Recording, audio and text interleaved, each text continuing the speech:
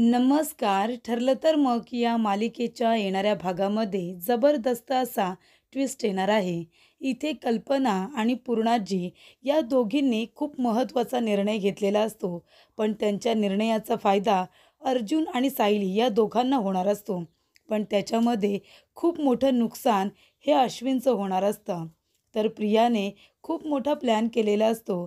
अर्जुन सायलीला एकमेकांपासून वेगळं करायचं, अर्जुनबरोबर लग्न करायचं आणि सुभेदारांच्या घरची सून व्हायचं.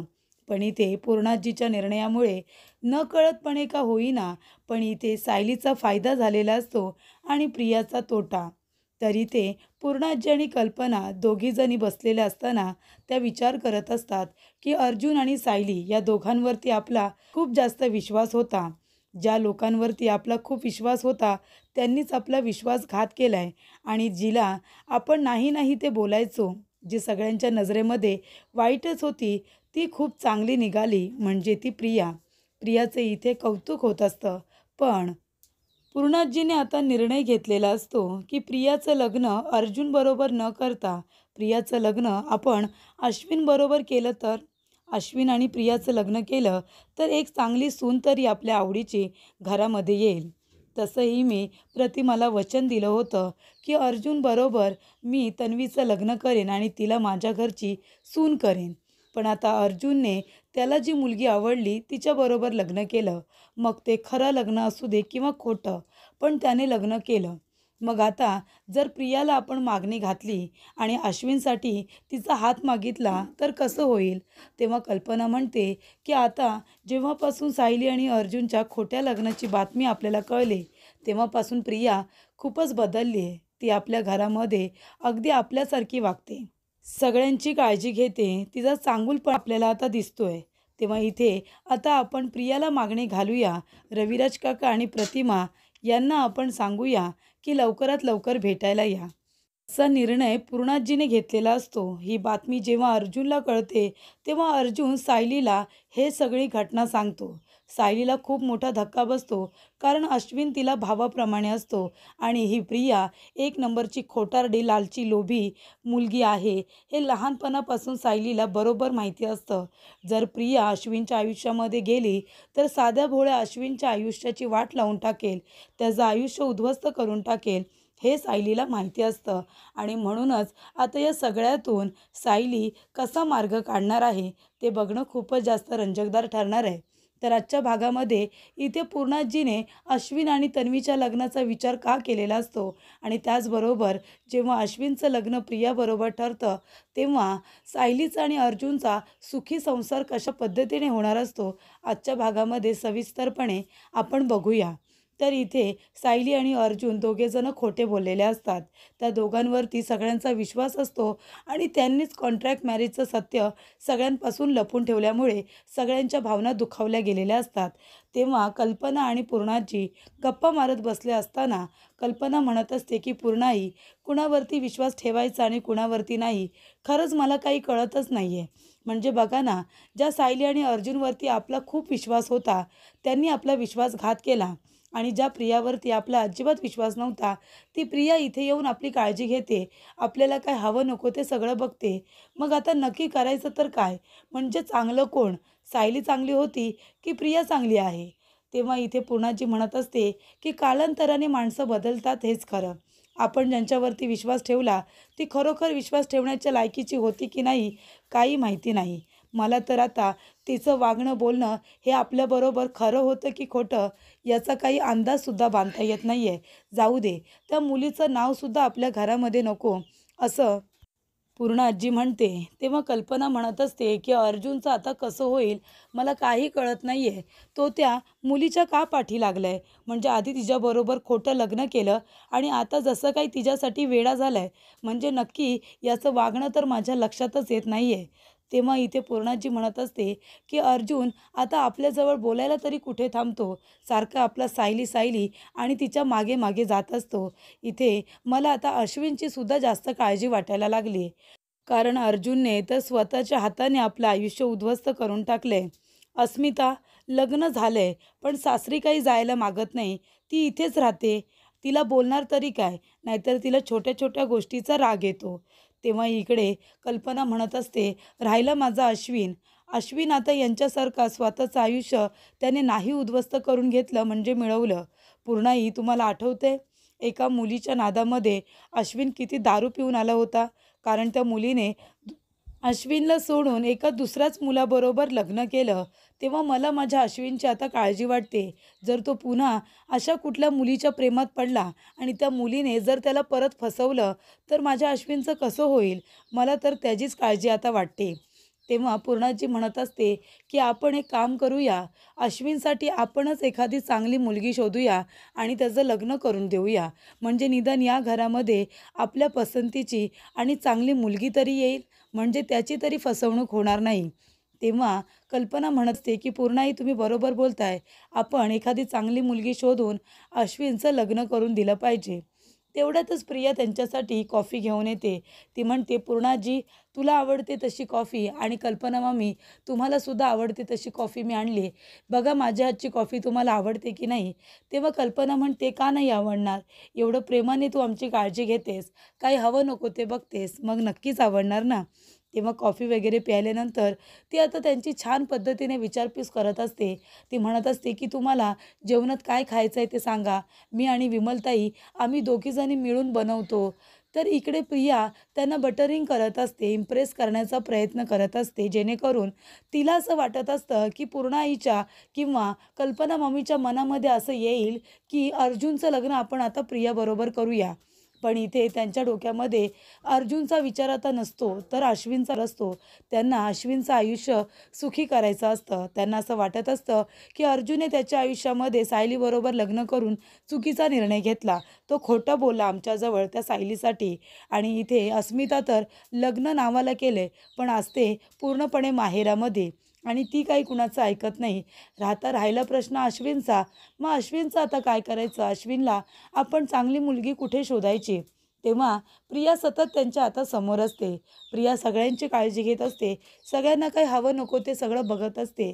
तेव्हा पूर्णाजी म्हणत असते की कल्पना, तुझ्याशी मी एक बोलू का? म्हणजे बघ, तुला माझा प्रस्ताव आवडतोय का ते बघ, माझं म्हणणं तुला पटतंय का ते बघ. तेव्हा कल्पना म्हणते, पूर्णाई, तुम्ही बोला ना, स्पष्टपणे जे काही बोलायचं आहे ते बोला. तेव्हा पूर्णाजी म्हणते की प्रतिमाला मी वचन दिलं होतं की तिच्या मुलीला मी आपल्या घरची सून करून घेईन, अर्जुनबरोबर तिचं लग्न लावून देईन. पण अर्जुनने तर आपलं ऐकलं नाही आहे ना. मग आपण जर असा विचार केला, आपण दुसरीकडे मुलगी शोधण्यापेक्षा जर प्रियालाच मागणी घातली, तन्वीलाच मागणी घातली आणि अश्विनबरोबर तिचं लग्न लावून दिलं तर? म्हणजे अर्थात आपण अश्विनला विचारायचं, त्याची जर काही हरकत नसेल तर आपण त्या दोघांचं लग्न लावून देऊया ना. दुसरी कुणाची मुलगी शोधण्यापेक्षा, बाहेरची मुलगी आणण्यापेक्षा आपल्या घरामध्ये चांगली मुलगी आहे, आपण तिचं आणि अश्विनचं लग्न लावून दिलं तर ती या घरामध्ये आली तर घराचं सोनं करेल, सगळ्यांची काळजी घेईल, जशी आता घेते तशी. तेव्हा कल्पनाला थोडंसं मनामध्ये विचार येतो की आधी या प्रियाचं लग्न अर्जुनबरोबर ठरलं होतं आणि तिने खूप तमाशा केला होता जेव्हा अर्जुन सायलीबरोबर लग्न करून आला होता. मग आता अश्विनबरोबर तिचं लग्न ठरवणं योग्य ठरेल का, असा विचार तिच्या मनात येतो. तेव्हा पूर्णाजी म्हणते, आणि तसंही त्यांचं लग्न काही झालं नव्हतं. अर्जुनला ती अजिबातच आवडत नव्हती आधीपासूनच. मग तिथे प्रश्न येतो कुठे? जर अश्विनचा नकार असेल तर हवं तर आपण त्याच्यावरती जबरदस्ती नाही करायची. पण जर प्रियाचाही होकार असेल आणि अश्विनचाही होकार असेल तर त्यांचं लग्न आपण करून देऊया, विचारायला काय जातंय? तेव्हा कल्पना म्हणते, ठीक आहे, जर तन्वीचं काही म्हणणं नसेल, त्याचबरोबर रविराज भाऊजी आणि प्रतिमाचं काही म्हणणं नसेल तर आपण नक्कीच विचार करू या गोष्टीवरती. तेव्हा रविराज काकांना पूर्ण आजी फोन करते आणि म्हणते की तुम्हाला वेळ असेल तेव्हा प्रतिमाला घेऊन घरी येता का, मला महत्त्वाचं बोलायचं आहे. तेव्हा रविराज काका कामातून मोकळे झाल्यानंतर सुभेदारांच्या घरी येतात. तेव्हा पूर्णाजी म्हणते की महत्त्वाचं बोलायचं आहे, म्हणजे असं की आपण जर अश्विनचं आणि तन्वीचं लग्न लावून दिलं तर? तुमची काही हरकत नसेल तर? तुम्हाला कसं वाटतंय माझं म्हणणं? तुम्हाला वाटतंय का की आपण अश्विन आणि प्रियाला विचारलं पाहिजे की त्यांची काही हरकत तर नाही आहे ना?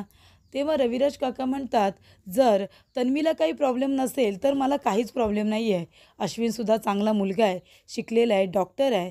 मग त्याला मुलगी न देण्याचं कारणच काय?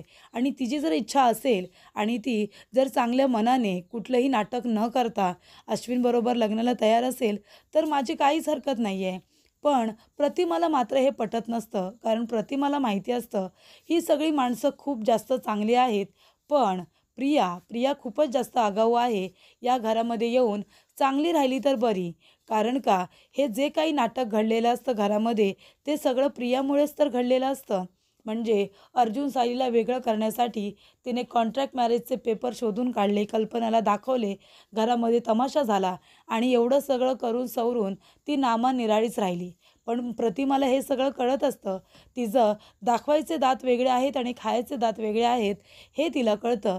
मग जर तिने होकार दिला आणि लग्न करून सुभेदारांची सून झाली आणि चांगली राहिली तर बरी, नाहीतर या लोकांना त्रास दिला तर कसं होईल? असा प्रश्न तिला पडलेला असतो. पण इथे आता अर्जुन आणि सायली हे दोघेजणं तर एकत्र येण्यासाठी प्रयत्न करतच असतात. अर्जुनने तिला एस टी स्टँडवरती प्रपोज केलेलं असतं आणि सायलीने सुद्धा त्याचं प्रपोजल हे एक्सेप्ट केलेलं असतं. त्या दोघांचं एकमेकांवरती किती प्रेम आहे हे प्रियाला देखील माहिती असतं. आणि जेव्हा प्रियाला विचारलं जातं की तुझ्या मनात काय आहे, तेव्हा प्रिया तर विचार करते, कारण तिला अर्जुन आवडत असतो. तिला अर्जुनबरोबरच लग्न करायचं असतं आणि म्हणूनच तिने एवढा खेळ खेळलेला असतो. पण तिला जेव्हा कळतं की अर्जुनने सायलीला प्रपोज केलं आहे आणि तो तिला विसरू शकणार नाही आहे, कारण तो सतत तिच्या मागे पुढे करतो आहे, घरात लक्ष नाही आहे, कामात लक्ष नाही आहे, फक्त सायली सोडून गेले म्हणून. तेव्हा प्रिया विचार करते की अर्जुन तर सायलीमध्ये पूर्णपणे वेडा झाला आहे.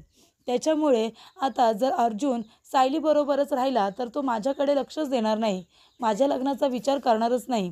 कारण घरातल्या लोकांनी सुद्धा मान्य केलं आहे इथे अर्जुन काही आता सायलीला सोडणार नाही आहे आणि म्हणूनच त्यांनी कदाचित माझा आणि अश्विनच्या लग्नाचा विचार केला आहे. तेव्हा प्रियाला विचारलं जातं, तुझं काय म्हणणं आहे? म्हणजे तुला चालेल का अश्विनबरोबर तुझं लग्न ठरवलं तर? तेव्हा प्रिया विचार करते की जाऊ दे ना, तसाही अश्विनसुद्धा सुभेदारच आहे आणि तो सुद्धा ह्या प्रॉपर्टीचा मालकच आहे आणि एवढा मोठा डॉक्टर आहे.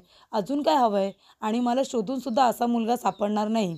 अर्जुनचं तर आता लग्न झालं सायलीबरोबर आणि तो काही सायलीला सोडणार नाही आहे. मग मला सुभेदारांचा पैसाच हवा आहे ना. त्याच्यामध्ये अश्विन एवढा साधा भोळा, त्याच्याबरोबर जरा गोड बोललं तरीसुद्धा तो ऐकणारा आहे. तेव्हा प्रिया आता इथे प्लॅनिंग करते. ती म्हणते जाऊ दे, अश्विन तर अश्विन, नाव तर सुभेदारांबरोबरच जोडलं जाईल असं ती म्हणते. आणि ती म्हणते की ठीक आहे, तुम्ही जर सगळ्यांनी असा निर्णय घेतला असेल तर आमच्या भल्याचाच असेल. तेव्हा तुम्ही जो निर्णय घ्याल तो मला मान्य असेल, माझं असं काहीच म्हणणं नाही आहे. आधीसुद्धा तुमच्या विरोधात जाऊन मी खूप मोठी चूक केली आहे आणि आता मला ती चूक करायची नाही आहे. तेव्हा कल्पना म्हणते, ह्या वेळेला मी सुद्धा पूर्णाई काहीच बोलणार नाही. कारण अर्जुन सायलीबरोबर लग्न करून आला तेव्हा मी तुमच्या विरोधात खूप जास्त बोलले होते सायलीची बाजू घेऊन आणि तेव्हा मी खोटे ठरले. आता तुम्ही जो निर्णय घ्याल तो मला पटेल, तो मला मान्य असेल. तेव्हा पूर्णाजी म्हणते की ठीक आहे, आता आपलं तर बोलणं झालं आहे. प्रियाचं सुद्धा काही म्हणणं नाही आहे, तन्वीला सुद्धा काही प्रॉब्लेम नाही आहे. फक्त राहिला प्रश्न अश्विनचा. अश्विनला विचारलं पाहिजे की त्याला हे लग्न करायला आवडेल का? त्याचं म्हणणं काय आहे? आपल्याला कुणावरतीही जबरदस्ती करायची नाही आहे. तेव्हा ही बातमी अर्जुनला आणि चैतन्याला कळते. तेव्हा अर्जुन म्हणतो की अश्विनचं आणि त्या तन्वीचं लग्न मला हे मान्य नाही आहे बोलतो. कारण ती प्रिया खूपच जास्त वाईट आहे. अश्विनचं आयुष्य उद्ध्वस्त करून टाकेल आणि ह्या लोकांच्या डोक्यात हा विचार आला तरी कसा? ती मुलगी आत्तापर्यंत कालपर्यंत माझ्या मागे मागे करत होती. माझ्याबरोबर लग्न करायचं आहे म्हणून तिने किती आटापिटा केला आणि आता डिरेक्टली त्या अश्विनबरोबर लग्न करायला होकार देते. म्हणजे नक्कीच तिचा काहीतरी प्लॅन आहे. तेव्हा अर्जुन जेव्हा सायलीला भेटतो तेव्हा तिला देखील ही गोष्ट सांगतो. तेव्हा इथे आता सायली म्हणत असते की अश्विन भाऊजींचं काय म्हणणं आहे? तेव्हा अर्जुन म्हणतो की अश्विनला अजून विचारलेलंच नाही आहे, त्याला विचारलं जाणार आहे. त्याला हॉस्पिटलमध्ये काम आहे म्हणून तो 2 दिवस काही घरी आलेला नाही आहे. तेव्हा सायलीला खूप काळजी वाटत असते अश्विनची, कारण अश्विन खूपच जास्त साधा भोळा असतो. सायली म्हणत असते की अर्जुन सर, म्हणजे प्रियाचं लग्न झालं दुसरं कुणाबरोबर तर आपल्या दोघांना जास्त प्रॉब्लेम होणार नाही. कारण ती आपल्या संसारामध्ये खूपच जास्त इंटरफेअर करते. तिचं लग्न झालं तर आपल्या दोघांचा संसार सुखाचा होईल. पण अश्विन भाऊजींचं मात्र आयुष्य उद्ध्वस्त होईल. तिचं लग्न दुसरं कुणाबरोबर तरी ठरायला हवं. अश्विन भाऊजींजवळ नको. मला त्यांची काळजी वाटते, कारण ते खूप साधे, भोळे आणि सरळ आहेत. प्रिया त्यांना फसवेल, त्यांचा गैरफायदा घेईल. तेव्हा अर्जुन म्हणतो, मग आता काय करायचं? सायली म्हणते की आपण असं होऊ द्यायचं नाही. अश्विन भाऊजींना प्रियाच्या कचाट्यातून आपण वाचवायचं. त्यासाठी अर्जुन सायली एकत्र येऊन आता अश्विनला प्रियापासून वाचवण्यासाठी प्रयत्न करत असतात.